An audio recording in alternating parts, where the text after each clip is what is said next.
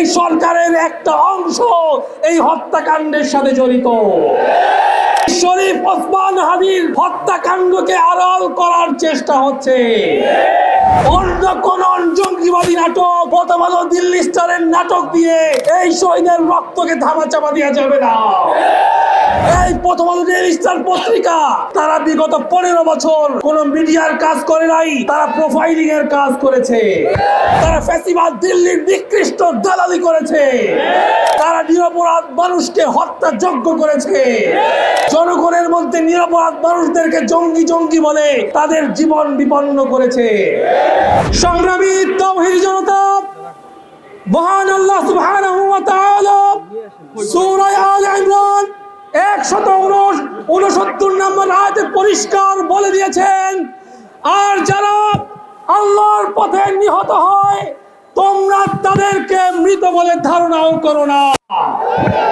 তারা জীবিত এবং তাদের রবের কাছ থেকে তারা রিজিক প্রাপ্ত।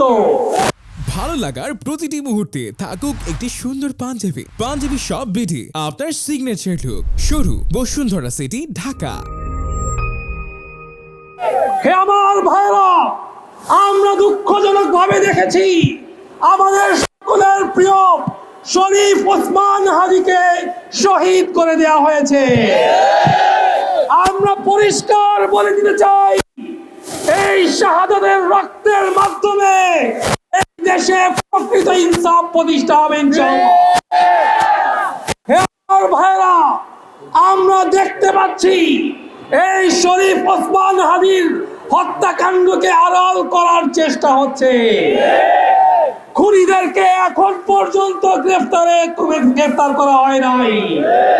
কখনো বলা হচ্ছে তারা পালিয়ে গেছে বর্ডার পার হয়ে, কখনো বলা হচ্ছে তারা দেশের মধ্যেই আছে। গতকালকে আমরা জানতে পেরেছি এই সরকারের একটা অংশ এই হত্যাকাণ্ডের সাথে জড়িত। আমরা পরিষ্কার বলে দিতে চাই, অন্য কোন জঙ্গিবাদী নাটক, প্রথম আলো, দিল্লি স্টারের নাটক দিয়ে এই শহীদের রক্তকে ধামাচাপা দেওয়া যাবে না। হে আমার ভাইরা, পরিষ্কার বলে দিতে চাই, এই শহীদ শরীফ ওসমান হাদির খুনিদেরকে অনতি বিলম্বে গ্রেফতার করে ফাঁসি কার্যকর করতে হবে। হে আমার ভাইরা, আমরা বিগত 15 বছরের সেই স্বৈরাচারী ফ্যাসিবাদের কায়দায় আবারও দেখতে পাচ্ছি এদেশের নিরীহ নাগরিকদেরকে গণগ্রেফতার করা হচ্ছে। এর নাম দিয়েছে তারা 2টা বিল্ডিং এ নাকি আগুন লাগিয়েছে কে বা কারা। তার কারণে ফেসবুকে যে তার ব্যাপারে একটা কমেন্ট করেছে তাকেও গ্রেফতার করা হয়েছে। মাওলানা আতাউর রহমান বিক্রমপুরীকে নরসিংদী থেকে গ্রেফতার করা হয়েছে, তার ব্যাপারে কোনো অভিযোগ দিতে পারে নাই, যার কারণে 1974 সালের সেই কুখ্যাত আইনে তাকে ডিটেনশন দেওয়া হয়েছে 90 দিন। পরিষ্কার বুঝে যাচ্ছে এই সরকারের একটা অংশ সেই কুখ্যাত ফ্যাসিবাদ এবং শেখ মুজিবের প্রেতাত্মারাই বসে আছে। হে আমার ভাইরা, 2000 মানুষের জীবন এবং রক্তের বিনিময়ে যেই বৈষম্যহীন বাংলাদেশের কথা আমাদেরকে শোনানো হয়েছিল, সেই বৈষম্যহীন বাংলাদেশের জনগণ সেই কুখ্যাত ফ্যাসিবাদের সেই আইন মেনে নিবে না। আমরা পরিষ্কার বলে দিচ্ছি, এই দেশের সকল স্বাধীন মিডিয়া, সকল নিউজ পত্রিকা, তাদেরকে স্বাধীনতা দিতে হবে। কিন্তু স্বাধীনতার নাম করে বিগত 15 বছর যারা ফ্যাসিবাদের দালালি করেছে তাদেরকে বিচারের কাঠগড়ায় তুলতে হবে। এই প্রথম আলো দিল্লি স্টার পত্রিকা তারা বিগত 15 বছর কোন মিডিয়ার কাজ করে নাই, তারা প্রোফাইলিং এর কাজ করেছে। তারা ফ্যাসিবাদ দিল্লির নিকৃষ্ট দালালি করেছে। তারা নিরপরাধ মানুষকে হত্যাযজ্ঞ করেছে। জনগণের মধ্যে নিরপরাধ মানুষদেরকে জঙ্গি জঙ্গি বলে তাদের জীবন বিপন্ন করেছে।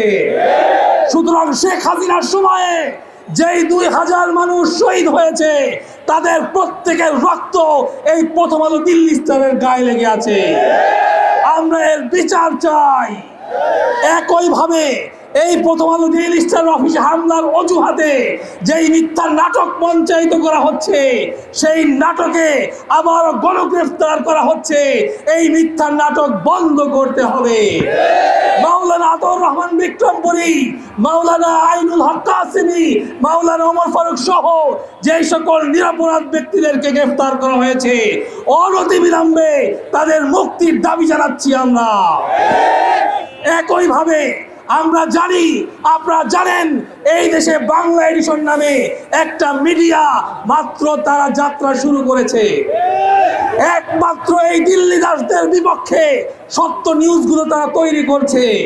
আজকে সেই বাংলা এডিশনকে বন্ধ করে দেওয়ার চক্রান্ত করেছে, ঠিক কিনা? এই তৌহিদি জনতা, এই আপামর মুসলিম জনতা এই ধরনের স্বাধীন মত প্রকাশের পথে প্রতিবন্ধকতা সৃষ্টি করা, মিথ্যা অজুহাতে এই বাংলা এডিশন বন্ধ করার চক্রান্ত মেনে নিবে না, মেনে নিবে না, মেনে নিবে না। হে আমার ভাইরা, আজকে আমাদের সামনে পরিষ্কার, ইন্নালাকা ফিন্নাহারি সাবহান তাওয়িলা, এই উম্মার জন্য সামনে বিপ্লবের দীর্ঘ পথ পড়ে আছে। আমাদেরকে শান্তিপূর্ণ উপায়ে কৌশলের সাথে সেই দীর্ঘ পথ পাড়ি দিয়ে এই দেশে ইনসাফ প্রতিষ্ঠা করতে হবে, আল্লাহর বিধান প্রতিষ্ঠা করতে হবে। আল্লাহর আইন কানুন প্রতিষ্ঠার মাধ্যমেই এই দেশের মানুষ প্রকৃত শান্তি নিরাপত্তা ফিরে পাবে। হে আমার ভাইরা, আজকে এই যে কোনো চক্রান্ত এবং ষড়যন্ত্রের ব্যাপারে আপনারা সতর্ক থাকবেন। সরকারের মধ্যকার একটা অংশ চাচ্ছে মুসলিম যুব তরুণদেরকে উস্কানি দিয়ে একটা বিশৃঙ্খলা সৃষ্টি করে নির্বাচনকে বানচাল করে ওই সকল দালালদেরকে আরো লম্বা সময় ক্ষমতার শাসন করতে। এই তৌহিদি জনতা এই ধরনের যে কোনো চক্রান্ত তারা রুখে দিবে ইনশাআল্লাহ। নাসরুম মিনাল্লাহ ওয়া ফাতহুন করিব ওয়া বাশশিরিল মুমিনিন।